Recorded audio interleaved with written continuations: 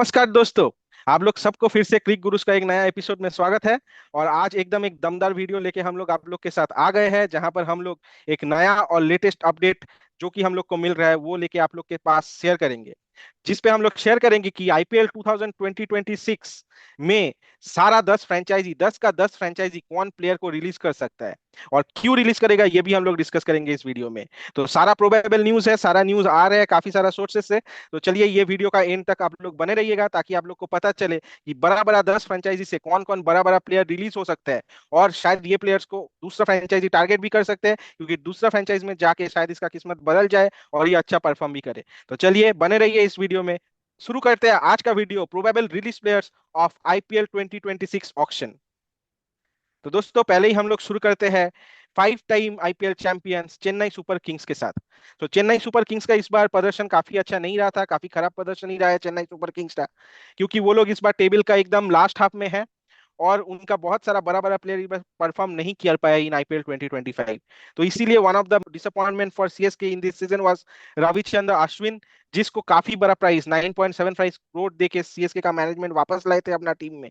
But इस बार वो चल नहीं पाए, क्योंकि हम लोग रविचंद्र अश्विन का इस बार का रिकॉर्ड का बात करेंगे तो 9 मैचेस में खाली 33 रन ही बनाए हैं और विकेट भी नहीं चटका पाए, खाली 7 विकेट ही ले पाए हैं। तो इसलिए हम लोग को लगता है ये प्लेयर रिलीज होने वाला है इन आईपीएल ऑक्शन 2026। अभी और एक प्लेयर की तरफ बढ़ेंगे और चलेंगे। वो प्लेयर है ईशान किसान। क्योंकि अगर हम लोग देखेंगे सनराइजर हैदराबाद का भी इस साल का सीजन बहुत ही निराशाजनक था। जहाँ पर पूरा bottom of the table he finish किया है, 9 पोजीशन में फिनिश किया है। मगर पिछले साल अगर उसका परफॉर्मेंस देखेंगे तो बहुत ही बढ़िया परफॉर्मेंस, जहाँ पर उन्होंने रनर्स अप भी हुआ था। और उसका जो ईशान किसान को जो ऑक्शन में लिया था 11.25 करोड़ में, तो यही लग रहा था कि उन लोग का top 3 one of the destructive top 3 है। बट इस साल ऐसा नहीं हो पाया। इस साल उन्होंने कंसिस्टेंसी भी नहीं रख पाया और एक ही टाइप का मैचेस, एक ही टाइप का गियर में खेलते रहा और मैचेस हारते गए। और अभी जो ईशान किसान 11.2 करोड़ में लिया था, क्या वो उन्होंने अपना परफॉर्मेंस से उसको जस्टिफाई किया है? तो उस हिसाब से तो अगर देखेंगे एकदम ही जस्टिफाई नहीं कर पाया, क्योंकि 11.25 crore is a huge amount. और उस हिसाब से उन्होंने पहला मैच में, जब पहला आईपीएल का मैच खेला सनराइजर्स हैदराबाद की तरफ से, पहला मैच में 106 रन का एक शानदार इनिंग्स खेला था। बट उसका बाद लगातार इनकॉन्सिस्टेंट परफॉर्मेंस, जहां पर एक भी अर्धशतक भी नहीं मार पाया। और पूरा सीजन में एक शतक और एक अर्धशतक मारा है। तो उसका कंसिस्टेंसी जो जिस प्राइस से उसको लिया था ईशान किसान को, उस हिसाब से तो एकदम ही नहीं चल पाया। तो इसीलिए ईशान किसान को सनराइजर हैदराबाद 11.25 को करोड़ को छोड़कर उन लोग के पास बहुत ही काफी अच्छा पैसा आ सकता है। और उन लोग जो जो डिपार्टमेंट में फॉल्टर कर रहा है, क्योंकि मिडिल ओवर्स में या फिर गुड स्पिन बॉलिंग ऑप्शंस नहीं है सनराइजर्स हैदराबाद का पास, उस सब में वो लोग इन्वेस्ट कर सकता है इन आईपीएल 2026। और ईशान किसान, क्योंकि हम लोग देखे हैं सनराइजर हैदराबाद के बाद दो ऑलरेडी डिस्ट्रक्टिव ओपनर्स है, तो ईशान किसान आके ज्यादा कुछ डिफरेंस नहीं क्रिएट कर पा रहा है, क्योंकि ईशान किसान का जो बैटिंग में मेन बैटिंग पोजीशन है वो टॉप टॉप 1 और 2 ओपनिंग पोजीशन। पर यहाँ पर ऑलरेडी अभिषेक शर्मा और ट्रेविस हेड है। तो जो मोमेंटम दे के जा रहा था उसको उन्होंने कंसिस्टेंटली निभा नहीं पा रहा था। तो इसीलिए ईशान किसान के लिए भी दूसरा टीम जिसका पास अच्छा हार्ड हिटर बैट्समैन नहीं है, जैसे कोलकाता नाइट राइडर्स हो गया या फिर गुजरात टाइटंस हो गया, इस सब टीम को पास जाने से बहुत ही अच्छा फायदा भी हो सकता है। या फिर दिल्ली कैपिटल्स हो गया, जिसका पास अच्छा हार्ड हिटर बैट्समैन नहीं है इन द टॉप ऑर्डर। तो ईशान किसान के लिए भी फायदा रहेगा। और एसआरएच के लिए भी जो 11.25 करोड़ से लिया था ईशान किसान को, वो भी सही से बेनिफिशियल नहीं हुआ एसआरएच को। इसीलिए ईशान किसान will be one of the players from SRH will be release in IPL 2026 auction.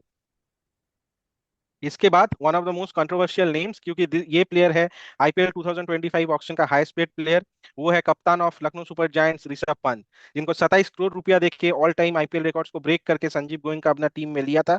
लेकिन if you talk about his performance, 13 matches में ओनली 151 रन बनाए और कप्तान से भी कुछ खास खास नहीं किए, जिसके कारण लखनऊ सुपर जायंट्स टॉप 4 में क्वालिफाई नहीं हो पाए।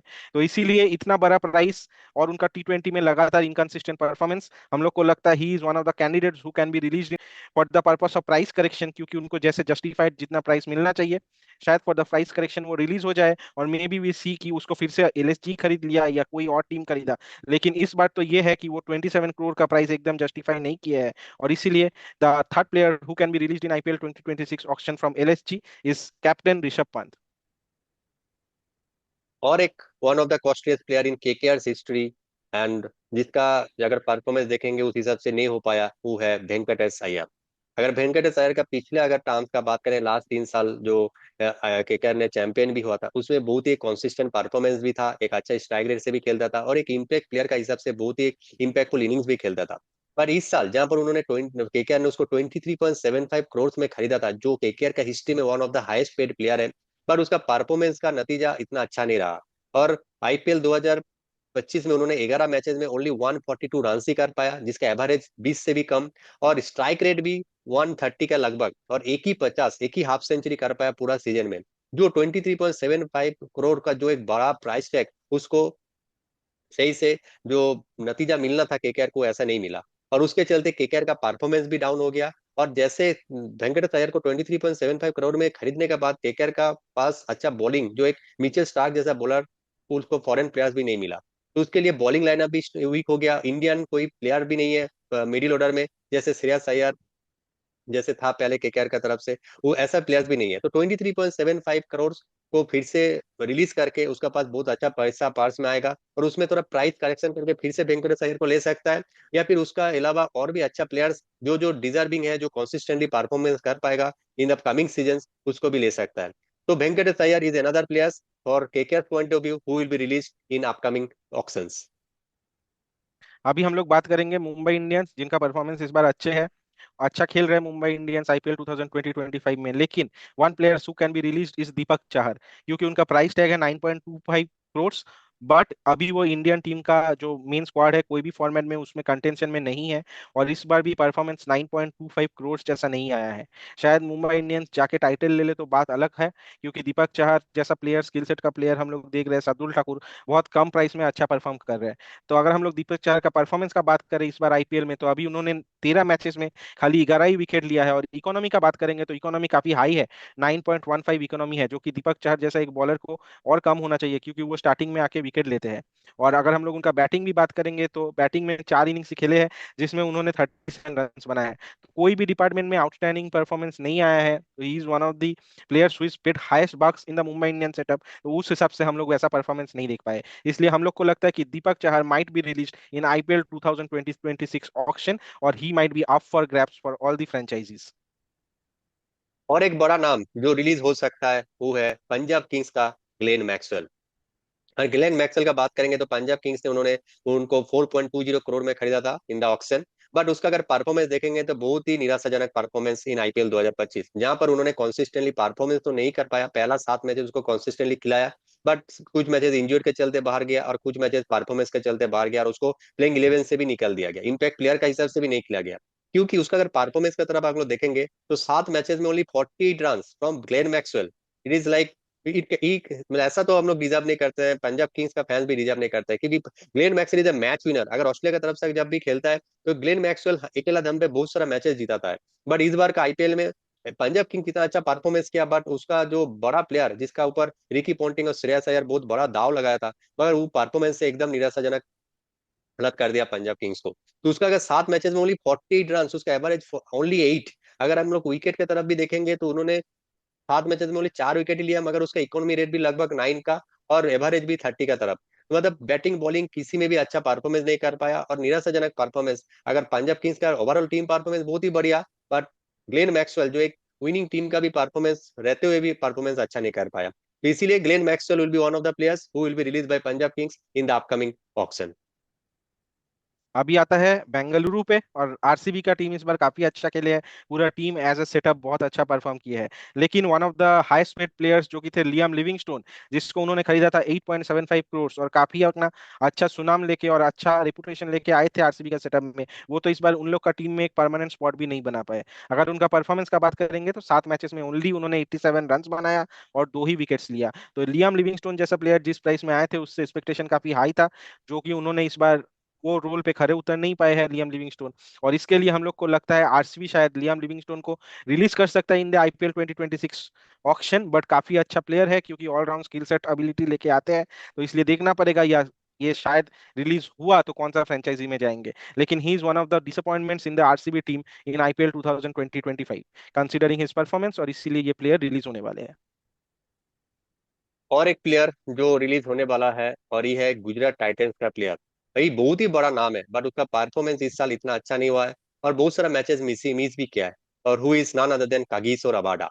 अगर कागिसो रबाडा अगर का बात करेंगे तो अभी का 2025 का आईपीएल में लीग स्टेजेस में ओनली 4 ही मैचेस खेला है, और बीच में उन्होंने कुछ कुछ अलग ड्रग्स सब्सटेंस के चलते ड्रग्स के लिए कुछ प्रॉब्लम हुआ था, उसके लिए साउथ अफ्रीका फिर से उन्हें वापस गया था, उसका बैन भी कर दिया था in the middle of the IPL. तो उसके लिए उसको ज्यादा मैचेस भी नहीं कर पाया, और उसके लिए उसका मेंटली इफेक्ट भी हुआ है, तो इसलिए परफॉर्मेंस भी अच्छे तरीके से नहीं कर पाया।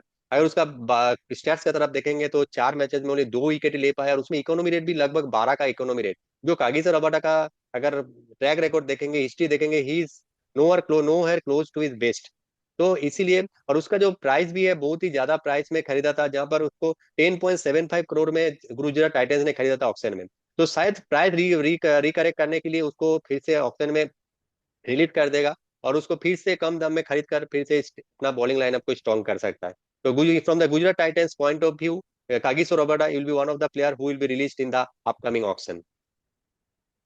इसके बाद हम लोग और एक प्लेयर पे आते हैं जो कि रिलीज हो सकता है इन द आईपीएल 2020-26 ऑक्शन, और वो है नान अदर देन राजस्थान रॉयल्स का थिक्सना। क्योंकि थिक्सना का अगर हम लोग परफॉर्मेंस का बात करेंगे, इस बार कुछ खास परफॉर्मेंस नहीं कर पाए हैं, और उनका प्राइस भी एज अ स्पिन बॉलिंग, क्योंकि वो ज्यादातर स्पिन बॉलिंग करते हैं, तो स्पिन बॉलिंग में भी वो अपना कमाल नहीं दिखा पाए। 11 मैचेस में 11 विकेट्स लिए हैं, लेकिन उनका इकोनॉमी क्लोज टू 10 है, 9.76, जहां पर हम लोग राजस्थान रॉयल्स में चाहल को देखते थे हमेशा 14 मैचेस में अराउंड 20 से ऊपर विकेट्स लेते थे। तो उस जगह पे आके अपने आप को फिट बिठा नहीं पाए हैं, और बैटिंग में भी कुछ अच्छा कंट्रीब्यूट नहीं किया है। तो इसलिए हम लोग को लगता है 4.40 crore is again a high price for him, क्योंकि वो इस बार अपने ये प्राइस को जस्टिफाई नहीं कर पाया है। तो इसलिए राजस्थान रॉयल्स का सेटअप से शायद ये माहिस थिक्सना रिलीज होने वाला है इस बार। और ये प्लेयर फिर से कौन टीम में जाते हैं, जो टीम के पास स्पिन डिपार्टमेंट उतना स्ट्रांग नहीं है, शायद वो टीम में जा सकते हैं। लेकिन वी थिंक कि Theekshana will be released in IPL 2020-26।